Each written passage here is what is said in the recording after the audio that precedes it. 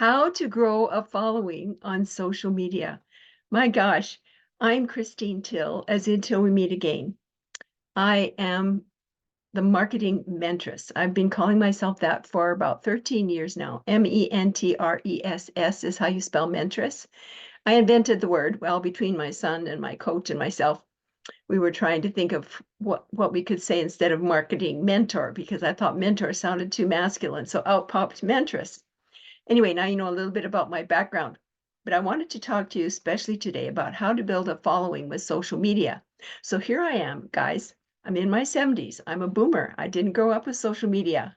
It was not an easy thing for me to step into social media 13 years ago. And thank goodness I had a son, my oldest son, who was working for Microsoft at the time as the lead programmer, heading up teams of programmers, all working on different aspects of different programs for Microsoft to sell. And he used LinkedIn to recruit software engineers. So he taught me how to use LinkedIn and helped and actually hired me to do some work for him so that he didn't have quite such a heavy load to carry himself. So I got very good at LinkedIn, and I was only with him for a few months. But I learned some secrets about LinkedIn and how I could help people. So if I could help his company with LinkedIn, I could apply those same little aspects, those same little things to other individual businesses, right? And individuals themselves that were trying to build a business. But here's what I learned about building a business online. If you try to build a business from scratch online by yourself without any prior knowledge of social media or email or any of those online systems, it's going to take you a long time and a lot of hard work to learn how to do that and get it all in place, right? So what I did is I looked for things that were done for me, that were things that were maybe automated, that I could implement to my own computer and get them all installed and not have to worry about having to try and figure out all this techie stuff, because I didn't grow up with tech, guys. I didn't grow up with computers, right? We grew up riding horses and breaking horses on the ranch. Yeah. And feeding cattle and rounding up cattle and fixing fences and yeah, and baling hay. There was not anything like a computer ever anywhere when I was growing up. So has been new to me for the last 13 years. So here's what I've discovered. I've discovered that because when I first started, I was laid off my last job, by the way, when I was 61. And I thought I could get a job. I'm not a frump. I don't have dementia. I could get a job, right? They don't want you at over 60. They don't want you. The businesses don't want to hire you because they know, number one, they're going to have to pay you more money. Number two, your age, they wonder how long you're going to stay healthy, right? Because they have to put a little bit of investment into you to train you to their systems, right? Even though you've got more experience. And number three, if they have their own pension plan and they hire you in your 60s, and when you turn 65, you retire, you don't have very many years to contribute to their pension plan, right? So what do? Yeah, people just don't want to hire you. In fact, people don't want to hire you over the age of 50. So here's the thing. I'm going to show you, I'm going to share my screen and I'm going to show you a few things here that you can use and you can implement for helping to grow your online business, right? So I'm going to show you here. Let me share my screen. There we go.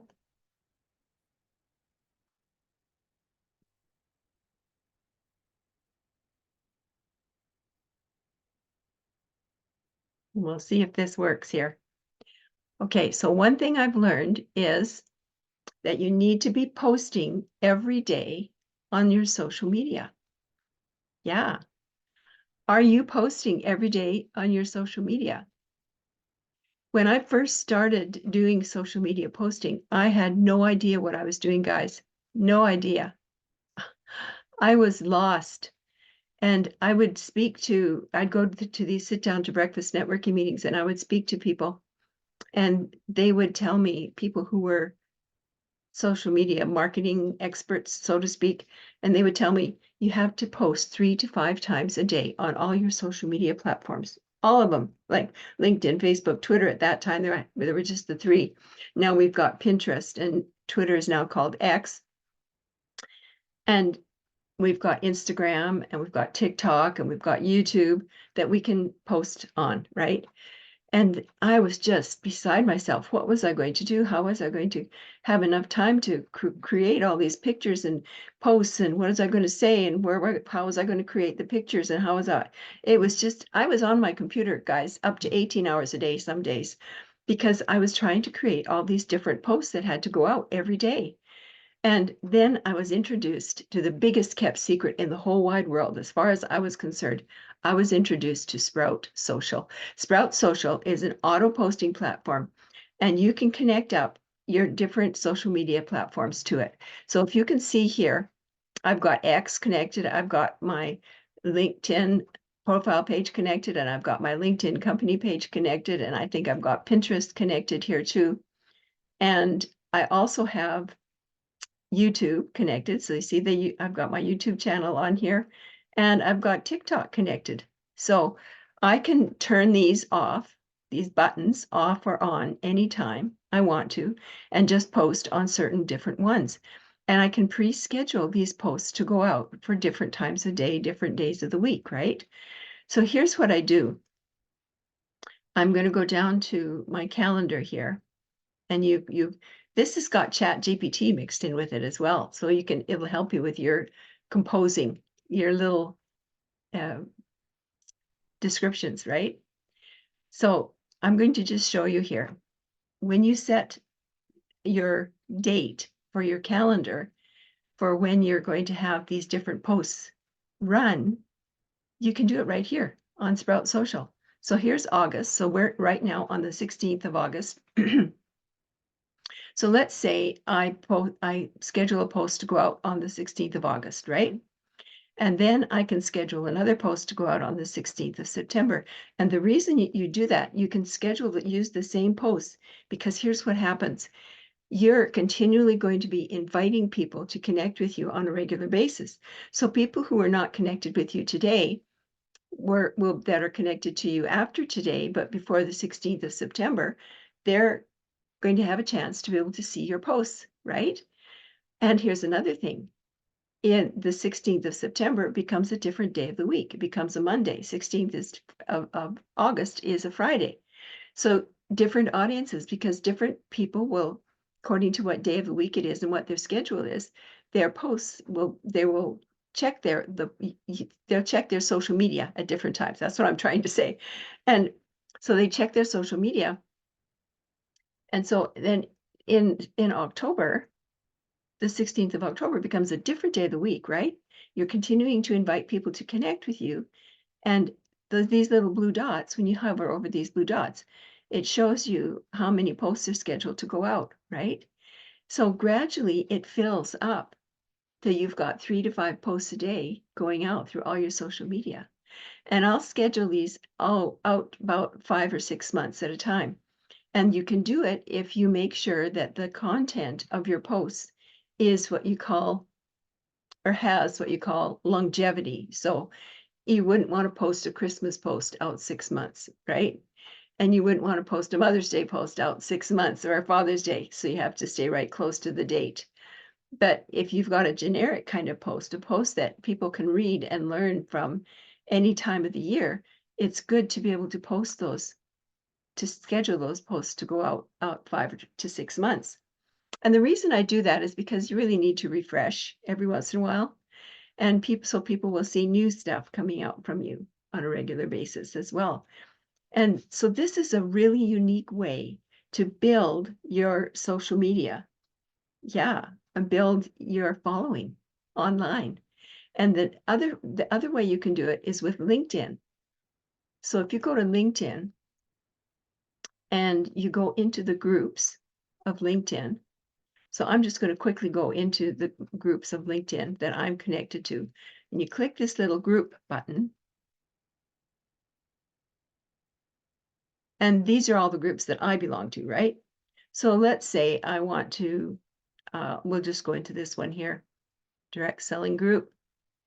And let's say I want to join some people in this group, want to have them connect with me, right?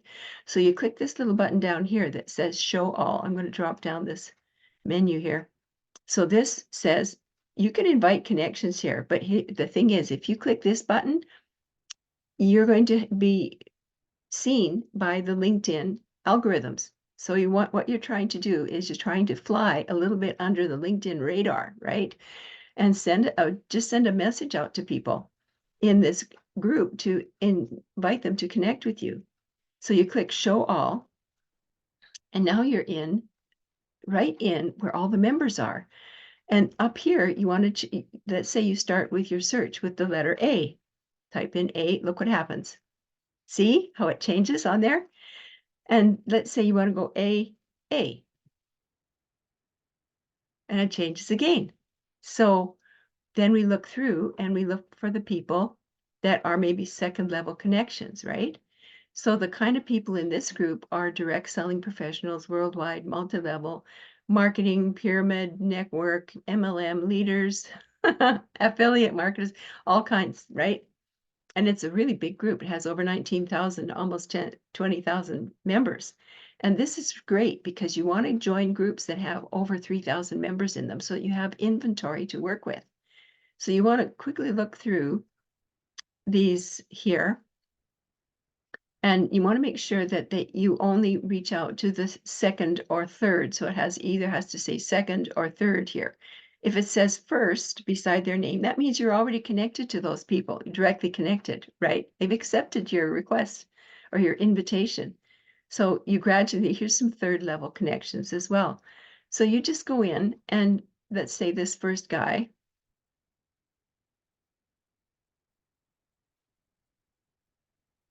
and so you just send them a regular message, because then the LinkedIn algorithms don't detect that you've actually invited.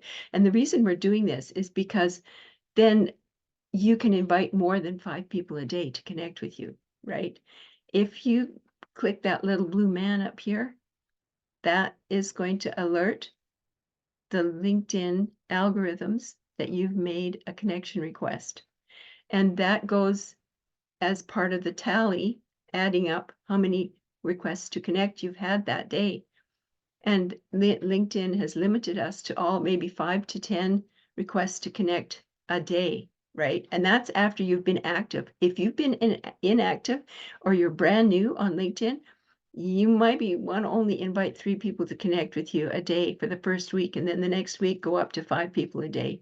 See if they'll let you. LinkedIn will send you a little message and tell you when you've reached your limit for the day or for the week or for the month, right? It's not a bad thing. It just lets you know you've reached your limit. So listen to what they say, watch what they say and do it.